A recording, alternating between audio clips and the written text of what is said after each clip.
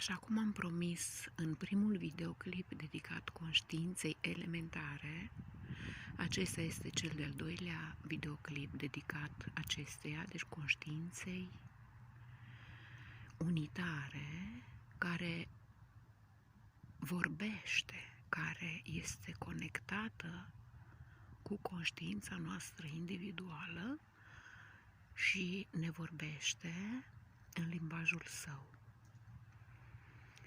Conștiința elementară este conștiința naturală despre care am amintit în primul videoclip și ne este foarte utilă, deci ne ajută în proces, în calea cunoașterii pe care o străbatem zilnic pentru a ne cunoaște, a ne trezi, a ne cunoaște și a ne înțelege procesul ce ne conduce către starea de co-creator. Ce înseamnă starea de co-creator? Înseamnă trezirea conștiinței depline că noi avem puterea de a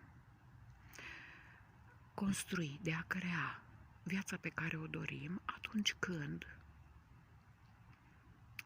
trăim starea noastră de creatori,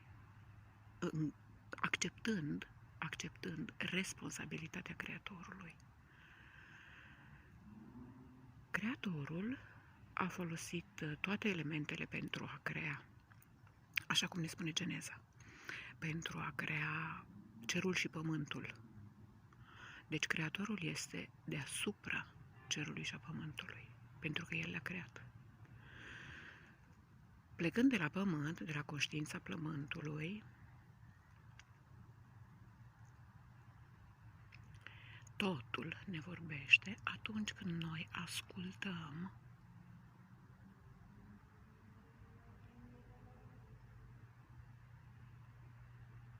așa cum facem acum. Ascultăm în liniște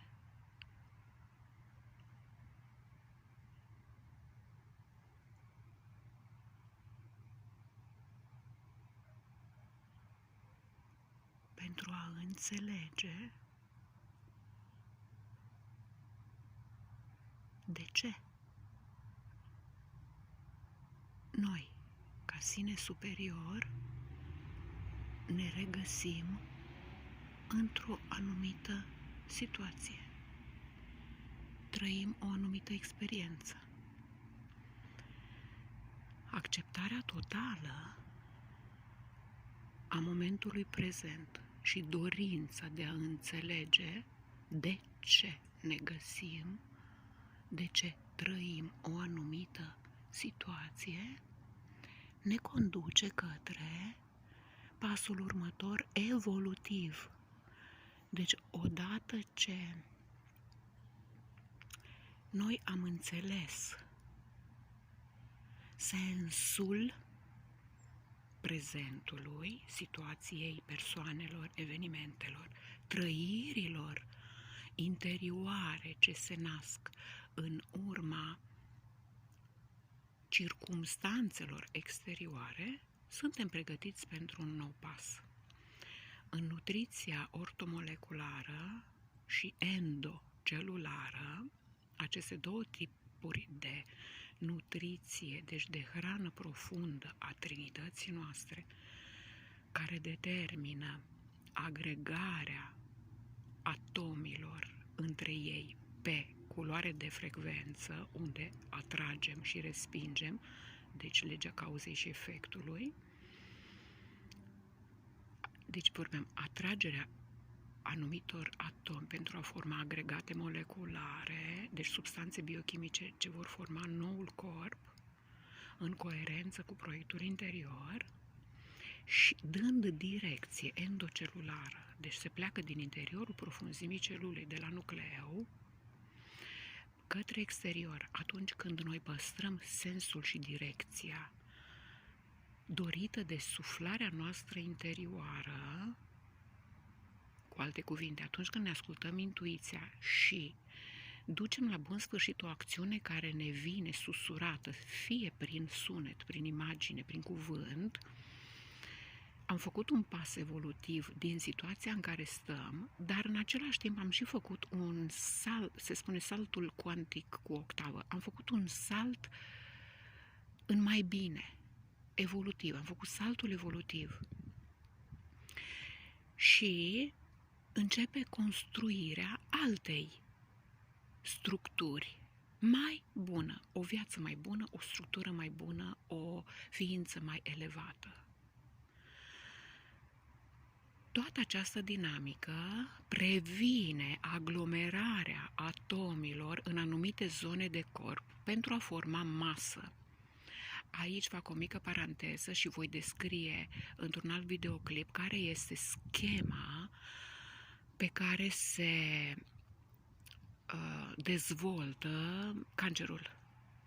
Ce este cancerul de fapt prin viziunea doctorului Hammer și cum se dezvoltă aceste celule care se multiplică în mod abnorm sau corod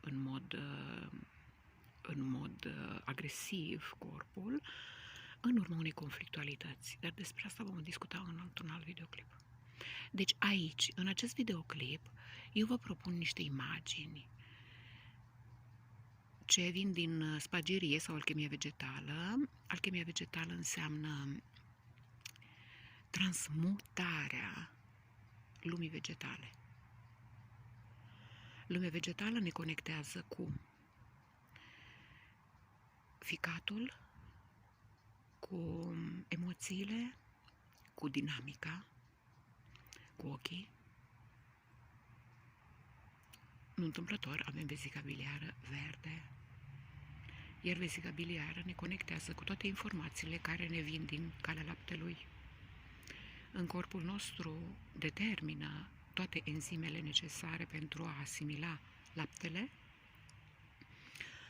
Este tulburarea funcționalității vesicii biliare, este feminină. Este o caracteristică a femininului.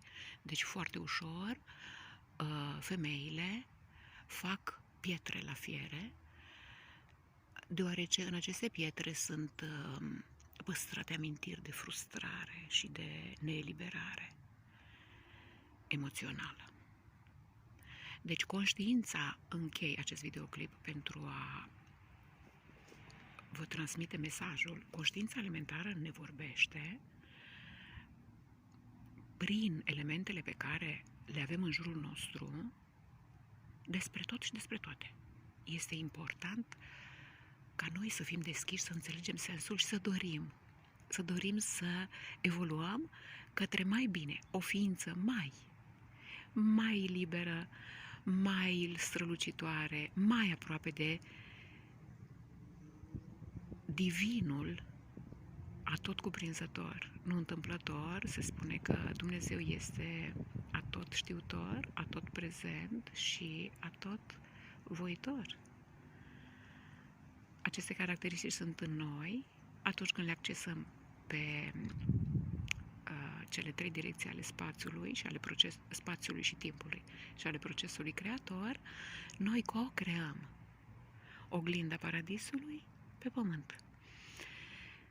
Despre această nutriție ortomoleculară voi face un alt videoclip pe care îl voi publica probabil mai târziu și despre direcțiile spațiului prin intermediul cubului Metatron. Pentru moment, vă invit doar să fiți foarte deschiși astăzi la mesajele care vă vin din dorința de a înțelege sensul profund.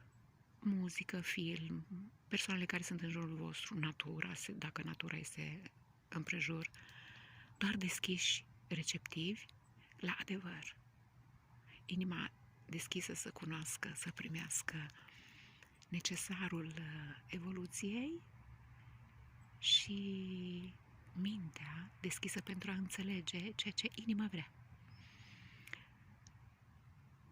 Vă urez o duminică minunată.